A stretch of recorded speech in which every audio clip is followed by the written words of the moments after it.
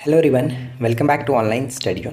आज की इस वीडियो में हम बात करने वाले हैं वन लाइनर जीके जीएस का सेट नंबर 5। उम्मीद है कि इससे पहले कि आपने बाकी के 4 सेट को जरूर देखा होगा। ये आपके आने वाले सभी एग्जाम्स के लिए काफ़ी हेल्पफुल रहने वाला है, क्योंकि इसमें जो भी क्वेश्चन हमने इंक्लूड किया वो मोस्ट इंपॉर्टेंट एग्जाम्स को देखते हुए बनाया गया। तो चलिए फिर इस वीडियो को शुरू करते हैं और आप आखिरी तक इस वीडियो को देखिए और जितने भी क्वेश्चन दिए गए हैं उनको अच्छे से याद रखने की कोशिश करिए। तो चलिए फिर शुरू करते हैं। तो देखिए, सबसे पहला प्रश्न यहाँ पे ये है कि भारत में आय का सबसे बड़ा स्रोत क्या है। तो भारत में आय का सबसे बड़ा स्रोत प्रत्यक्ष कर होता है। और प्रत्यक्ष कर और अप्रत्यक्ष कर में जो भी अंतर होते हैं, यानी कि कौन कौन सा कर प्रत्यक्ष कर के अंतर्गत आता है, कौन अप्रत्यक्ष कर के अंतर्गत आता है, इस पर मैंने एक अलग वीडियो बनाया और आपको बहुत अच्छे तरीके से याद कराने की कोशिश की एक छोटे से ट्रिक के माध्यम से। तो आपने अगर उस वीडियो को नहीं देखा है तो मैं रिकमेंड करूँगा कि आप सर्च कर लीजिएगा अप्रत्यक्ष और प्रत्यक्ष कर बाई ऑनलाइन स्टडी जोन, आपको मिल जाएगा और उसको एक बार देख लीजिएगा। देखिए, ट्राइसेम जो योजना है वो रोजगार से संबंधित है, तो इसके याद रखना कि ट्राइसेम का संबंध रोजगार से हो जाता है। थोक मूल्य सूचकांक का संबंध किससे? तो मुद्रास्फीति से। थोक मूल्य सूचकांक मुद्रास्फीति से। इकोनॉमिक्स वाला जो भी मैंने आपको पार्ट्स कराए हैं, आप उन सभी को इकोनॉमिक्स वाले पार्ट को देख लीजिएगा। मुद्रास्फीति किस कारण से होती है? तो देखिए, मुद्रास्फीति जो है वो मुद्रा पूर्ति में वृद्धि तथा उत्पादन में ह्रास यानी कि कमी के कारण होता है। मुद्रा पूर्ति में वृद्धि तथा उत्पादन में कमी के कारण होता है मुद्रास्फीति। पूर्ण प्रतिस्पर्धा के अंतर्गत किसी फर्म का संतुलन कब निर्धारित होगा? पूर्ण प्रतिस्पर्धा के अंतर्गत किसी फर्म का संतुलन कब निर्धारित होगा? तो सीमांत आय बराबर सीमांत लागत तब। ठीक है, सीमांत आय बराबर सीमांत लागत। किस युद्ध से भारत में फ्रांसीसियों के भाग्य का निर्णय हुआ? तो फ्रांसीसियों के भाग का निर्णय जो हुआ वो वांडीवास के युद्ध 1760 में हुआ। उसके बाद, ठीक है, वांडीवास 1760। क्रीमियन युद्ध का समापन कब हुआ था? तो क्रीमियन युद्ध का समापन 1856 में पेरिस के संधि के द्वारा। ठीक है, 1854 से 56 तक क्रीमियन युद्ध चला था। मोरेन कहाँ बनते हैं? तो देखिए, मोरेन जो होते हैं वो हिमानी क्षेत्र में बनता है। मोरेन हिमानी क्षेत्र में बनता है और ये क्वेश्चन बहुत बार रिपीट भी हुआ है, इसको याद रखना है। हिमालय पर्वत श्रृंखला किसके उदाहरण है? किस टाइप के पर्वत है ये? तो हिमालय पर्वत श्रृंखला वलित पर्वत के उदाहरण है, वलित पर्वत। अल्पसंख्यक अधिकार दिवस 18 दिसंबर को मनाया जाता है, मोस्ट इंपॉर्टेंट है ये। और 18 से याद आ रहा है, आपको याद रखना है कि 18 जो अप्रैल है, 18 अप्रैल भी याद रखिएगा, विश्व विरासत दिवस 18 अप्रैल। ठीक है। केंद्रीय औषध अनुसंधान संस्थान कहाँ पर पड़ता है? तो औषध जो अनुसंधान संस्था है वो लखनऊ में है, लखनऊ में। लोकसभा की निर्वाचन संख्या को किस संविधान संशोधन द्वारा बढ़ाया गया था? तो 500 से 525 किया गया था 31वां संशोधन के द्वारा 1973 में। 31वां संशोधन 1973 में 500 से 525 किया गया।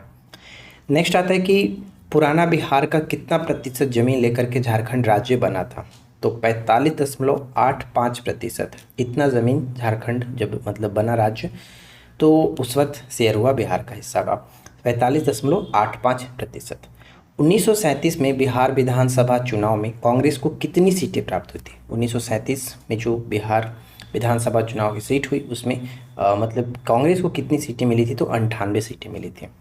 मुगल साम्राज्य के पतन के लिए जागीर संकट के सिद्धांत के प्रतिपादक किसे माना जाता है? तो जागीर संकट जो सिद्धांत दिया गया था सतीश चंद्र के द्वारा दिया गया था। चतुराईपूर्ण निष्क्रियता यानी पॉलिसी ऑफ मास्टरली इंट्रैक्टिविटी की नीति किसने दी थी? चतुराईपूर्ण निष्क्रियता का जो सिद्धांत है जॉन लॉरेंस, याद रखना जॉन लॉरेंस। इसके बाद आता है कि गदर पत्र का प्रथम अंक किस भाषा में? तो गदर पत्र का प्रथम अंक उर्दू भाषा में प्रकाशित हुआ 1 नवंबर 1913 को। और ध्यान रखिएगा गुरुमुखी लिपि में ये 9 दिसंबर 1913 को स्टार्ट हुआ था। ठीक है। और गदर जो पार्टी है इसके संस्थापक लाला हरदयाल को माना जाता है। सैन फ्रांसिस्को में इसकी स्थापना की गई थी। नेक्स्ट आता है कि दीवाने मुस्तखराज जो विभाग था, एक भू राजस्व विभाग था, ये दीवाने मुस्तखराज की शुरुआत की गई थी अलाउद्दीन खिलजी के द्वारा, अलाउद्दीन खिलजी के द्वारा। ठीक है। नेक्स्ट देखिए, 1837 में अंग्रेजों के विरुद्ध जिहाद का प्रचार किसने किया था? 1857 की जो क्रांति है उसमें अंग्रेजों के विरुद्ध जिहाद का प्रचार किसने किया था? तो मौलवी अहमदुल्ला, मौलवी अहमदुल्ला ने। गांधी इरविन समझौता कब हुआ? तो डेट याद रखिएगा, 5 मार्च 1931 को गांधी इरविन समझौता हुआ। भगत सिंह की फांसी जो दी गई थी 23 मार्च 1931, 23 मार्च 1931। कांग्रेस का कराची अधिवेशन 29 मार्च 1931। ये सब जो मैं आप लोगों को यहाँ पे दिखा रहा हूँ ये चारों मैच करने के लिए आता है, क्योंकि सभी मार्च में आता है तो इसलिए ये मैच करने वाले क्वेश्चन बन करके आएगा। ठीक है, तो इनको याद रखिएगा कि कब क्या हुआ था। कांग्रेस का कराची अधिवेशन 29 मार्च 1931। ठीक है, और ये तीनों 1931 में ही है, इसलिए भी कंफ्यूज कर सकता है, तो डेट याद रखना है। पूना समझौता, जिसे पूना पैक्ट कहते हैं, 24 सितंबर 1932, ये याद रखेंगे। किस ग्रंथ में बुद्ध की कुशीनगर की अंतिम यात्रा का वर्णन मिलता है? किस ग्रंथ में बुद्ध की कुशीनगर की अंतिम यात्रा का वर्णन मिलता है? तो ये आपका महापरिनिर्वाण जो सूत्र है इसमें मिलता है। महापरिनिर्वाण यानी कि बुद्ध का जो मृत्यु है उसको महापरिनिर्वाण के नाम से हम लोग जानते हैं। नेक्स्ट है कि सविनय अवज्ञा आंदोलन की असफलता के बाद गांधी जी ने महत्व दिया था किसको? सविनय अवज्ञा आंदोलन की जब असफलता हुआ तो इसमें महात्मा गांधी ने अब रचनात्मक कार्यों पर जो कि ध्यान दिया, महत्व दिया। नवीन अखिल भारतीय सेवाओं की शुरू करने का अधिकार किसको होता है? तो नवीन अखिल भारतीय सेवाओं शुरू करने का अधिकार जो है वो राज्यसभा को है। नेक्स्ट आता है कि भारत का प्रथम महिला विश्वविद्यालय कौन सा था? तो भारत का प्रथम महिला विश्वविद्यालय आता है SNDT महिला विश्वविद्यालय, यानी श्रीमती नाथीबाई दामोदर ठाकरसे ये विश्व यूनिवर्सिटी है, जिसकी स्थापना 5 जुलाई 1916 को डॉक्टर DK जो कर्वे हैं इनके द्वारा स्थापित की गई थी। उर्दू साहित्य के पिता के रूप में किसको जाना जाता है? उर्दू साहित्य के पिता के रूप में अमीर खुसरो को जाना जाता है, कवाली के जनक के रूप में भी इनको जाना जाता है। बंगाल का विभाजन, देखिए दो यहाँ पे चीज़ होता है, एक तो घोषणा और एक तो लागू। तो बंगाल विभाजन घोषणा हुआ था जुलाई 1905 और लागू किया गया अक्टूबर 1905। ठीक है, तो ये दोनों याद रखना है कि घोषणा पूछा जा रहा है कि लागू पूछा जा रहा है। प्लासी के युद्ध के दौरान मुगल सम्राट कौन था? तो प्लासी के युद्ध के दौरान मुगल सम्राट आलमगीर द्वितीय, ध्यान रखेंगे आलमगीर द्वितीय। प्लासी के युद्ध के दौरान, प्लासी का युद्ध 1757 में, तो ये याद रखना है। नेक्स्ट आता है कि रायमोना राष्ट्रीय उद्यान कहाँ पर पड़ता है? तो रायमोना राष्ट्रीय उद्यान असम के अंतर्गत। प्रस्तावना में वर्णित न्याय के आदर्श प्रेरित है, तो रूसी क्रांति से प्रेरित है, 1917 में हुआ था। सामाजिक, आर्थिक और राजनीतिक, ये जो कि आपका न्याय के आदर्श है, सामाजिक, आर्थिक और राजनीतिक न्याय, यानी 3 प्रकार के न्याय का उल्लेख मिलता है और 5 प्रकार के स्वतंत्रता की बात कही जाती है हमारे प्रस्तावना में। ठीक है, नेक्स्ट आता है कि भारतीय संविधान के आपातकालीन प्रावधानों को कहाँ से ग्रहण किया गया था? भारतीय संविधान के आपातकालीन प्रावधानों को भारत सरकार अधिनियम 1935 से ग्रहण किया गया। आपातकाल के दौरान मौलिक जो अधिकारों का निलंबन की राष्ट्रपति जो शक्ति है वो जर्मनी के वीमर संविधान से लिया गया। तो ये दोनों प्रश्न पूछा था, लेकिन दोनों का अर्थ थोड़ा अलग है। भारतीय संविधान के आपातकालीन प्रावधान लिए गए 1935 के अधिनियम से, लेकिन मौलिक अधिकार यानी आपातकाल के दौरान जो मौलिक अधिकारों को निलंबन करने की राष्ट्रपति की शक्ति है वो जर्मनी के वीमर संविधान से लिया गया। तो क्वेश्चंस को समझते हुए आंसर को टिक करना, क्योंकि ऑप्शंस में दोनों रहते हैं। नेक्स्ट है अंतर्राज्यीय परिषद की स्थापना कब हुई थी? तो देखिए अंतर्राज्यीय परिषद की जो स्थापना है 28 मई 1990 को सरकारी आयोग की सिफारिश पर की गई। और अंतर्राज्यीय परिषद जो है इसका अनुच्छेद की बात करें तो 263 के तहत उसका गठन किया जाता है। 102वां संविधान की बात करें तो राष्ट्रीय पिछड़ा वर्ग आयोग से संबंधित है। 101वां संविधान GST से संबंधित, और 104वां जो संविधान संशोधन है लोकसभा और राज्यसभा की जो मतलब विधानसभा, राज्यों की विधानसभाओं में SC ST के लिए सीटों की समाप्त किया गया, इसके लिए है। नेक्स्ट आता है कि संसदीय कार्यपालिका का क्या अर्थ है? संसदीय कार्यपालिका का अर्थ होता है कि कार्यपालिका जो संसद में बहुमत के समर्थन पर निर्भर है। ठीक है, संसदीय कार्यपालिका का अर्थ है कि कार्यपालिका जो संसद के बहुमत के समर्थन पर निर्भर है। राज्य विधानसभा में धन विधेयक किसकी पूर्व अनुमति से प्रस्तुत किया जाता है? राज्य विधानसभा, तो यहाँ पे राज्यपाल हो जाएंगे। ठीक है, राज्यपाल। प्रत्येक धन विधेयक अनुच्छेद 198 के तहत विधान परिषद को प्रेषित किया जाता है। ये भी याद रखेंगे किस अनुच्छेद के तहत? तो 198 के तहत। चुनाव में सबसे पहले नोटा विकल्प का प्रयोग कब से हुआ? तो देखिए चुनावी माहौल चल रहा था, तो चुनाव में सबसे पहले नोटा विकल्प का प्रयोग 2013 से। नन ऑफ द एबव, यानी नोटा का फुल फॉर्म होता है नन ऑफ द एबव। ठीक है, राज्यसभा चुनाव में नोटा का विकल्प 2014 में चुनाव आयोग द्वारा पेश किया गया था। तो ये भी याद रखेंगे, सबसे पहले राज्यसभा चुनाव में ये आया हुआ था 2014 में। अगला प्रश्न आता है कि सरकारी व्यय का नियंत्रण प्राधिकारी कौन होता है? सरकारी व्यय का नियंत्रण प्राधिकारी जो है वो वित्त मंत्रालय होता है। मुगलों का वायसराय जिसने खुद को हैदराबाद का निज़ाम घोषित किया, यानी मुगलों का वायसराय कौन थे जिसने खुद को हैदराबाद का निज़ाम घोषित किया, तो आसफ जाह प्रथम। आसफ जाह प्रथम। फर्रुखसियर ने आसफ जाह प्रथम को निज़ामुल मुल्क की उपाधि दी थी। भारत छोड़ो आंदोलन प्रारंभ करने का कारण क्या था, तो भारत छोड़ो आंदोलन प्रारंभ करने का कारण क्रिप्स मिशन की विफलता एवं भारत पर जापानी आक्रमण का भय, ये दोनों ध्यान रखेंगे। ठीक है, ऑप्शंस में दोनों दिखे तो ऑप्शन दोनों को टिक करेंगे या फिर दोनों में से कुछ भी हो।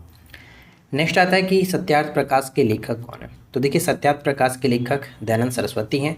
बाराबती किला आपका पड़ता है उड़ीसा के कटक में, बाराबती किला।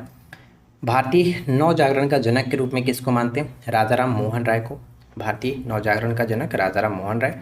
और वन एक्स्ट्रा रेवोल्यूशन जो रचना है वो किसका है, तोमित्सुनोबु फुकुओका, ये आपको याद रखना है, वन एक्स्ट्रा रेवोल्यूशन। चलिए आगे बढ़ते हैं और इसके बाद नेक्स्ट हमारा प्रश्न आता है कि मौर्य प्रशासन में सीताध्यक्ष क्या होते थे, तो मौर्य प्रशासन में सीताध्यक्ष कृषि का अधीक्षक होते थे, उनको कहते थे। किस पाठ में महावीर की शिक्षाएं शामिल है, किस पाठ में महावीर की शिक्षाएं शामिल है, तो ध्यान रखेंगे उत्तराध्यान जो सूत्र है इसमें महावीर की शिक्षाओं में देखने को मिलती है। राज्य कोष के अधीक्षक को युक्ता कहा जाता था और शुल्काध्यक्ष जो थे वो सीमा शुल्क को कहते थे, यानी शुल्काध्यक्ष सीमा शुल्क के जो अधिकारी होते थे उनको शुल्काध्यक्ष के नाम से जानते थे।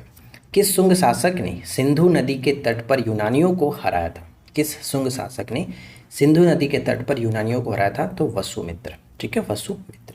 धन्वंतरी और कालिदास किस गुप्त शासक के दरबार में रहते थे, धन्वंतरी और कालिदास का संबंध चंद्रगुप्त द्वितीय है, यानी जिसे हम लोग विक्रमादित्य के नाम से भी जानते हैं।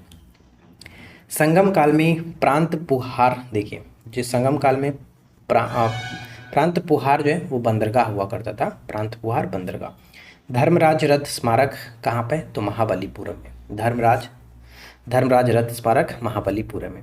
चालुक्य राजा पुलकेशिन द्वितीय ने किस फारसी राजा के पास अपना दूत भेजा था, तो ये खुसरो द्वितीय। ठीक है, खुसरो द्वितीय के पास अपना राजदूत भेजा था।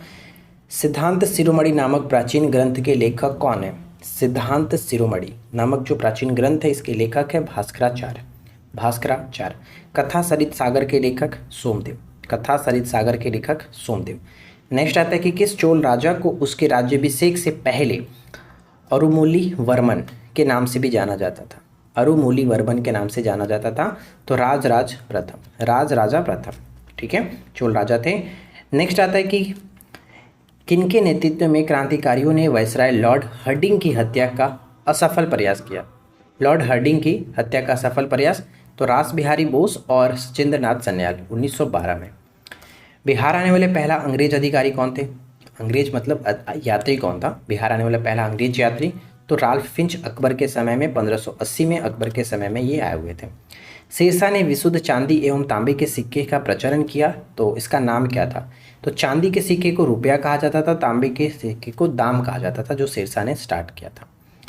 उपनिषदों का फारसी भाषा में अनुवाद किसने किया, उपनिषदों का फारसी भाषा में अनुवाद सिरे अकबर के नाम से कराया गया था, सिरे अकबर के नाम से कराया गया था दारा सिकोह ने। किस सुल्तान के काल में खालसा भूमि अधिक पैमाने पर विकसित हुई थी, खालसा भूमि अधिक पैमाने पर, तो अलाउद्दीन खिलजी के समय में।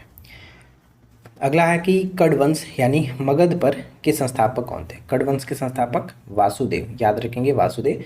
शुंग वंश के अंतिम शासक देवभूति की हत्या कर उसके सचिव वासुदेव ने कड़वंश का स्थापना 75 ईस्वी में किया था, यानी कि कड़वंश से पहले शुंग वंश था, शुंग वंश का जो अंतिम शासक देवभूति था उसकी हत्या वासुदेव ने की और तब जाकर के ये कड़वंश की स्थापना की जाती है।